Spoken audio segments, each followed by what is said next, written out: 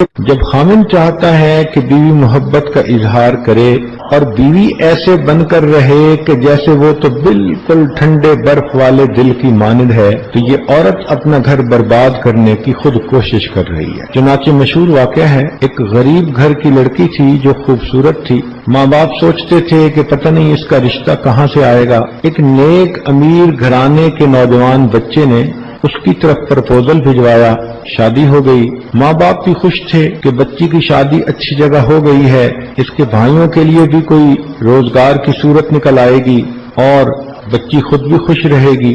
یہ جب اپنے گھر پہنچی تو خاوند نے اس کے ساتھ بہت زیادہ محبت کا اظہار کیا۔ یہ اس محبت کو دیکھ کر نخرے میں آ گئی۔ خاوند جتنا محبت کا اظہار کرتا، یہ اتنا اس کی طرف سے سرد مہری کا ثبوت دیتی۔ خاوند بہت زیادہ اس پر قربان، صبح شام اس کی رٹ لگی تھی، تم میرے دل کی ملکہ ہو، تم نے میرے گھر کو جنت بنا دیا، میں تو سوچ بھی نہیں سکتا تھا کہ اتنی اچھی خوبصورت بیوی مجھے مل جائے گی۔ یہ جتنی اپنی تعریفیں سنتی اتنا زیادہ نخرے میں آتی۔ خیر کچھ دن گزرے، ایک دن روتی دھوتی یہ اپنے گھر واپس آ گئی۔ خاوند اس کو میکے چھوڑ کے چلا گیا۔ ماں نے پوچھا کہ بیٹی کیا ہوا؟ تو کہنے لگی کہ خاوند بہت محبت کے موڈ میں تھا، مجھے پیار کر رہا تھا، چاہتا تھا کہ میں اس کے ساتھ محبت کا اظہار کروں، اور میں ایسے گمسم تھی کہ جیسے مجھ پر تو کوئی اثر ہی نہیں ہو رہا۔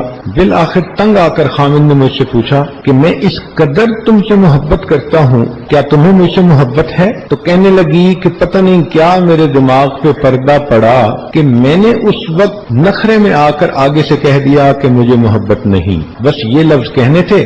خاوند غصے میں آ گیا، اس نے کہا کہ جب تمہیں مجھ سے محبت ہی نہیں تو جاؤ، جہاں محبت ہو وہاں زندگی گزارنا، میری طرف سے تمہیں 3 طلاق ہیں۔ اب جب شادی کے 1 مہینے میں اس کو طلاق ہو گئی اور پھر ماں باپ کے گھر آ کر رہنا پڑا، تب اس کی آنکھیں کھلیں کہ لمحوں میں خطائیں کی، صدیوں میں سزا پائی۔ پھر اس کے بعد اس کی دوسری شادی نہ ہو سکی، اس لیے کہ جو اچھے رشتے تھے وہ کنواری لڑکی سے شادی کرنا چاہتے تھے، اور اس کے نام پر تو شادی کا دھبا لگ چکا تھا، اور جو رشتے آتے تھے تو بڑی بوڑھے عمر کے لوگوں کے آتے تھے، ان سے شادی کرتے یہ گھبراتی تھی۔ تو اس نوجوان خوبصورت لڑکی کی زندگی روتے دھوتے ہی گزر گئی۔ تو دیکھیں یہ کتنی بڑی بے وقوفی ہے۔ وہ زندگی کا ساتھی ہے، وہ اپنے دل کے سکون کے لیے، اپنے اطمینان کے لیے اگر یہ چاہتا ہے کہ میں اس بیوی سے اتنی محبت کرتا ہوں تو کیا یہ مجھ سے محبت کرتی ہے؟ تو جواب میں بیوی کو اس کا اظہار کرنا چاہیے، کہنا چاہیے کہ ہاں مجھے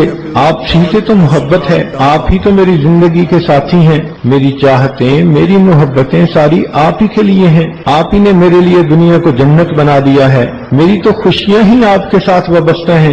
ایسے الفاظ کہنے میں کیا رکاوٹ ہوتی ہے سوائے اس کے کہ نفس کی شرارت ہوتی ہے، یا شیطان بدتمیز پیچھے اس کے پریشان کرنے کے لیے تلا ہوا ہوتا ہے، اس کے سوا اور کچھ بھی نہیں ہوتا۔ سیدہ عائشہ صدیقہ رضی اللہ تعالیٰ عنہا نے نبی علیہ الصلوۃ والسلام کی محبت میں اشعار بنائے، اور یہ ان کے شعر بڑے مشہور ہیں کہ جب نبی علیہ الصلوۃ والسلام عشاء کے بعد صحابہ کی مجلس سے فارغ ہو کر گھر تشریف لاتے تھے تو عائشہ صدیقہ رضی اللہ تعالیٰ عنہ فرماتی ہیں کہ نبی علیہ الصلوۃ والسلام مسکراتے چہرے کے ساتھ آتے تھے، سلام کرتے تھے۔ اس وقت عائشہ صدیقہ رضی اللہ تعالیٰ عنہ نبی علیہ السلام کو یہ شعر سناتی تھیں۔ کیا شعر فرماتی تھیں؟ فرماتی تھیں لنا شمس وللآفاق شمس، اے آسمان ایک تیرا بھی سورج ہے اور ایک ہمارا بھی سورج ہے۔ لنا شمس وللآفاق شمس، اے آسمان ایک تیرا بھی سورج ہے اور ایک ہمارا بھی سورج ہے۔